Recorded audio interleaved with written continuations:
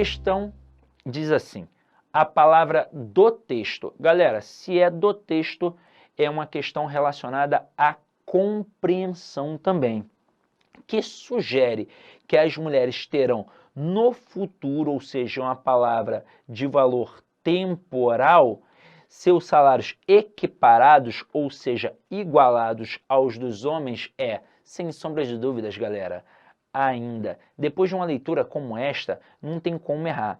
Se eu não tivesse feito esta leitura, inclusive é uma dica que eu vou te dar, pelo amor de Deus. Eu esqueci de dar antes, eu dou agora essa dica.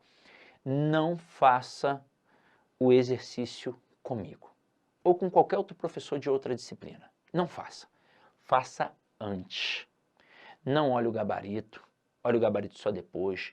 Espera a correção com o professor depois, mas faça a questão sozinho antes.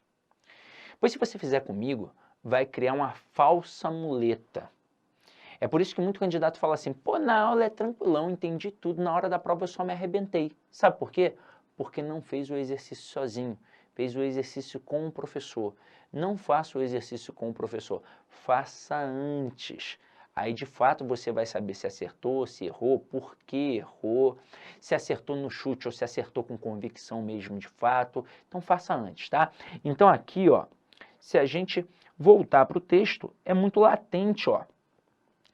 Ele diz aqui, ó, porque as mulheres não têm as mesmas oportunidades que os homens no mercado de trabalho, elas têm apenas ganham menos que os homens ainda. Ou seja, esse ainda sugere que elas terão os salários equiparados, igualados. Mas é uma sugestão, como a gente disse anteriormente.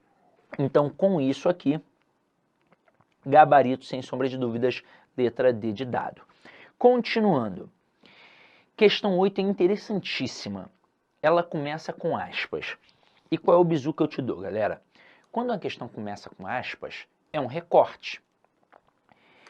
E se é um recorte, você tem que reparar se o comando vai falar da totalidade do texto ou se vai falar só sobre aquele fragmento. Por exemplo, se fosse aqui uma questão de tipologia, não é o caso, mas se fosse, e o camarada recortasse um fragmento do texto e perguntasse a tipologia, você tem que ver se ele está perguntando só sobre o fragmento ou sobre a predominância do texto como um todo. E aí, nesse momento, o que o avaliador espertamente pode fazer? Ele pode colocar ali um texto enorme. Ele pode pegar um texto do Machado de Assis, um romance do Machado de Assis, e aí ele pega um fragmento de um capítulo de Dom Casmurro, por exemplo.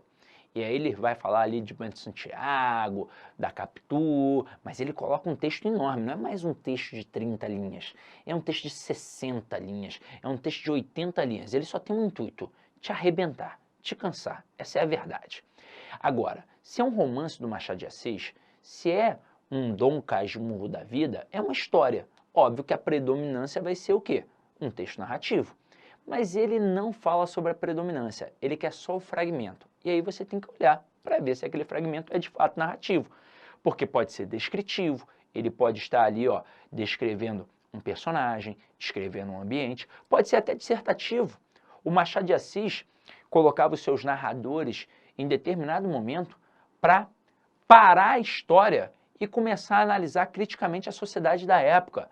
Analisava os costumes, analisava a economia, analisava tudo, a política. Então, neste momento, ele expunha um ponto de vista. Era um momento dissertativo ali dentro daquela narrativa. Então, a gente tem que tomar cuidado, pois quanto mais rico o texto, mais misturas existem ali em relação aos modos de organização textual. Então, fique atento a isso, tá? Agora, voltando aqui para a questão. Ele recorta e diz assim: a situação muda quando avaliamos não dados estatísticos, mas a evolução da situação. E ele diz assim, ó, no texto, a frase acima se torna incoerente por quê? Então eu tenho que voltar ao texto para ver por que esta frase é incoerente. E aí eu tenho que ter um leve conhecimento para saber o que é incoerente e o que é coerente. Mas isso é muito simples. Coerente é aquilo que faz sentido. Incoerente é aquilo que não faz sentido. Ué, Sidney, é possível que tenha uma incoerência dentro do texto? Claro que é. Eu posso ter um texto coeso e não coerente.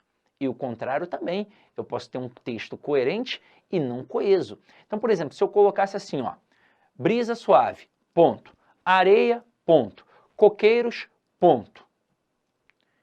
Eu não estou tendo uma coesão entre esses elementos, mas eles juntos fazem a gente pensar em algo muito maior, que é a praia. Então esse texto, apesar de não coeso, ele é coerente. Mas eu posso ter um texto perfeitamente coeso, só que incoerente. Eu posso dizer assim, ó, eu não simpatizo com Clara, ponto. Ela é bonita, quem é bonita a Clara, é simpática, quem é simpática a Clara, e sempre me ajuda quando preciso. Quem é que sempre me ajuda quando preciso? A Clara. Ora bolas, como é que eu posso não simpatizar com uma pessoa assim? Como é que eu posso não gostar de uma pessoa assim se ela só tem atributos positivos? Então existe uma incoerência nesta afirmação. Então vamos para o texto para entender qual foi o caô que deu aqui. Então vamos lá, ó. Vamos voltar ao texto e vamos buscar este pedaço aqui. Quando ele coloca aqui, ó, tá aqui. A situação muda quando avaliamos não dados estatísticos, mas a evolução da situação. Este é o pedaço. Só que no período seguinte, ele já vem com a explicação. E diz assim, em 1970, só 18% das brasileiras estavam no mercado de trabalho. Hoje, esse número está perto de 50% e bate os 55% na Grande São Paulo. Ou seja, o que ele fez? Ele usou dados estatísticos para mostrar a evolução da situação. Portanto, a frase do período anterior é incoerente. Quando ele diz aqui, ó, a situação muda quando avaliamos não dados estatísticos, mas a evolução da situação. Aí olha como é que ele mostra a evolução da situação. Com dados estatísticos, caramba. Então aqui, ó, olha o que a gente tem. Letra A. O autor acaba por não analisar a evolução da situação. Claro que ele analisa e isso também não tem nada a ver com a incoerência. Letra B. A análise da evolução da situação também implica analisar dados estatísticos. Sim, isso daqui está certo, é o nosso gabarito, mas vamos olhar as outras. Na letra C ele diz assim, a análise da evolução da situação revela uma situação extremamente desfavorável para as mulheres. Primeiro, que não tem nada a ver com situação desfavorável para as mulheres. A situação é desfavorável, pelo que o texto apresentou, para os homens. E outra coisa, o que isso tem a ver com a incoerência? Também não tem. Aí eu gostaria que vocês tomassem cuidados com a letra D e com a letra E. Porque ele diz assim na letra D, em São Paulo, há mais mulheres matriculadas que homens na universidade. Isso é uma verdade que foi apresentada dentro do texto. E na letra E, os dados mostram que as mulheres são alunas mais assíduas. Isso é uma verdade também que está dentro do texto. Agora eu te pergunto, o que isso tem a ver com o comando da questão? Nada. A questão pergunta porque a frase é incoerente dentro do texto. E eu tenho que ser muito obediente ao comando da questão. Só para vocês terem noção, em 2018, uma prova que aconteceu dentro de uma estrutura militar no Rio de Janeiro, que era para um cargo de oficial, pediu um erro de regência verbal. E dentre as opções, na letra B, apresentava um erro absurdo de concordância verbal, tipo um agente vamos. Mas a questão pediu o quê? Erro de regência. Gabarito, letra D de dado, com um caso assim bem especialzinho de regência que todo mundo dá mole. Eu até te digo, era com o verbo influenciar, porque a gente pensa que o verbo influenciar pede a preposição em, e ele não pede. Então não tenho que dizer que influencia nisso, eu tenho que dizer que influencia isso. E aí muita gente não percebeu essa sutileza da questão e acabou marcando letra B de bola. E aí, quando veio o gabarito letra B, com aquele erro absurdo de concordância verbal, o que os candidatos fizeram? Recurso para tentar anular a questão. A banca não anulou e deu uma justificativa extremamente fria, porém correta.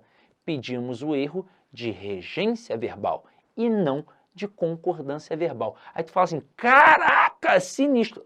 Mas é isso mesmo. Você tem que ser obediente ao comando da questão. Então aqui, ó, galera, sem sombra de dúvidas, o gabarito só pode ser a letra B de bola. E, como de costume, vou parar aqui o nosso bloquinho, porque já deu tempo e daqui a pouco a gente volta com mais questões, tá? Ó, beijão, tchau, tchau.